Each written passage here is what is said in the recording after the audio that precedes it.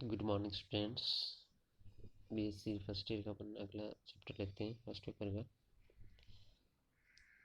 Phylum एस्केलमंथीज जो स्यूडोसिलोमेटा में आते हैं, यानी कि जो देखो होती है वो आभासी देखो होती है। स्यूडोसिलोमेट्स में फाइलम एस्केलमंथीज, इसके अपन कैरेक्टर्स और क्लासिफिकेशन देखते हैं। इस संघ का जो वर्तमान नाम है वो ग्रोबेन ने दिया था। और ये दो शब्दों से मिलकर बना है, एस्कोस और हेलमिन्स। तो इस संघ के जो सदस्य होते हैं वो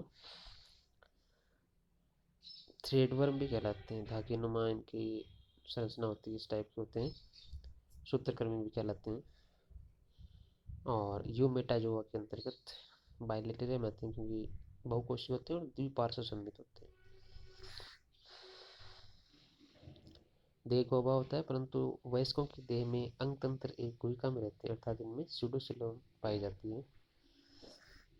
और ये स्यूडोसिलोम शिशु अवस्था में उपस्थित जो मिजेनकाइम है,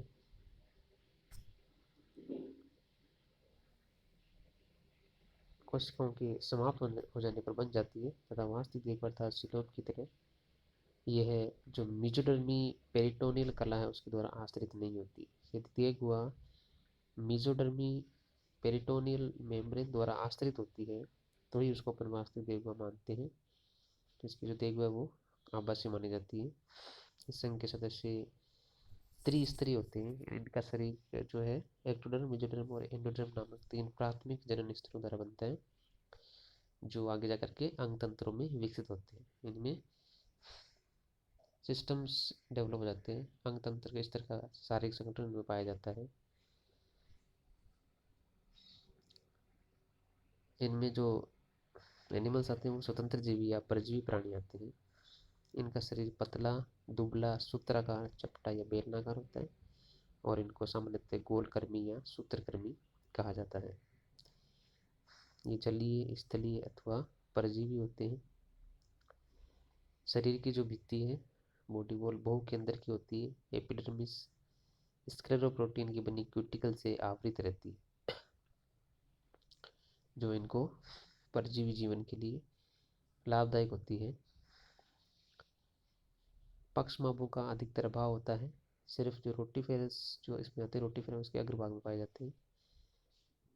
पेशी विन्यास में अधिकतर इनमें अनुदैर्ध्य पेशें पाई जाती है। परिवहन और श्वसन तंत्र का अभाव होता है, क्योंकि परजीवी जीवन व्यतीत करते हैं जब तक, तो परिवहन और श्वसन तंत्र का अभाव होगा। मुख, गुदा और विशिष्ट ग्रसनी सहित पाचक तंत्र अधिकतर पूर्ण होता है। उत्सर्जी तंत्र में ग्रंथिलंग या नाल या दोनों होते हैं। अधिकतर एकलिंगी प्राणी है। नर जो है प्राय मादा से छोटा होता है। परिवर्तन जो होता है वो अप्रत्यक्ष, जिसमें लार्वा अवस्था का परोक्ष होता है, अप्रोक्ष जिसमें लार्वा अवस्था का भाव होता है। विदलन जो निर्धारित और सर्पिल प्रकार का होता है।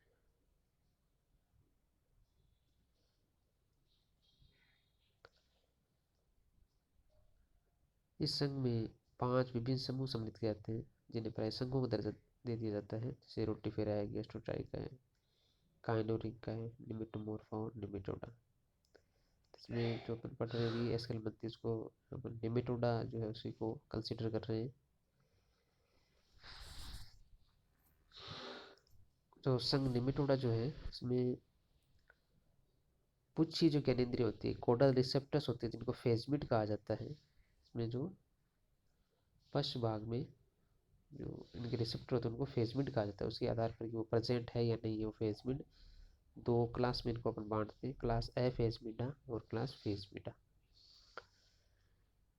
क्लास जो ए फेजमिडा है, जिसमें ये रिसेप्टर्स जो है पुच्छी ज्ञानेंद्रियां अनुपस्थित होती है, परंतु पुच्छी आसंजन ग्रंथियां पाई जाती है, जो किसी सरफेस से या जैसे परजीवी है तो किसी सतह से इनके होस्ट में चिपकने के लिए आसंजन ग्रंथियां पाई जाती है। उत्सर्जन तंत्र अनुपस्थित या अल्प विकसित होता है।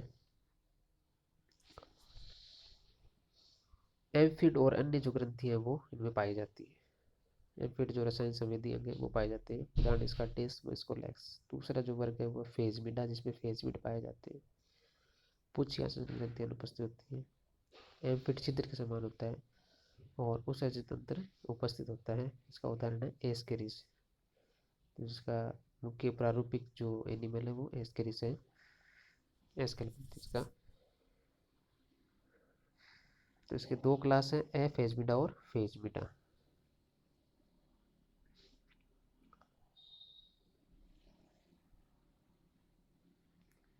इस संघ के सदस्य जंतु जो लंबे, पतले और बेलनाकार होते हैं को गोलकर्मी राउंड वर्म भी कहते हैं। और इनकी देह भित्ति पर मोटी और कड़ी चमकदार क्यूटिकल का आवरण होता है। क्यूटिकल के नीचे जो है वो एपिडर्मिस एक बहुकेंद्रकीय सिंसियल स्तर के रूप में होती है। सिंसियल का मतलब है इसमें बहुकेंद्रकीय जो है दैट इज कंडीशन है सिंसियल कराती है। एपिडर्मिस के नीचे अनुलंब पेशी तंतुओं की परत होती है।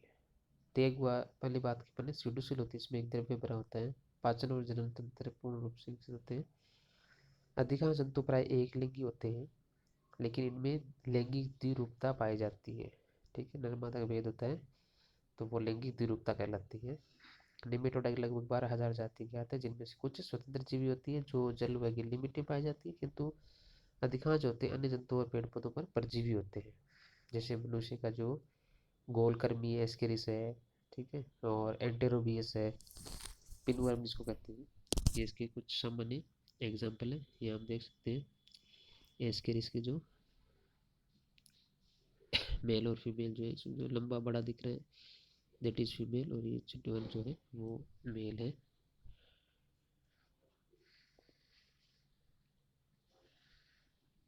ये इसका सामान्य स्ट्रक्चर है। माउथ, एक्सक्रेटरी पोर है, यहाँ पे गोनोपोर दिख रहे हैं, जनन छिद्र है, उत्सर्जी छिद्र है, और नर का जो है पीछे का जो भाग है वो कुछ मुड़ा हुआ होता है। तो ये था आज का हमारा जो चैप्टर था एस्केलेमंथीज, जिसमें अपन मुख्य रूप से नेमेटोडा का अध्ययन करते हैं। एस्केरिस इसका मुख्य टिपिकल एनिमल है। Thank you.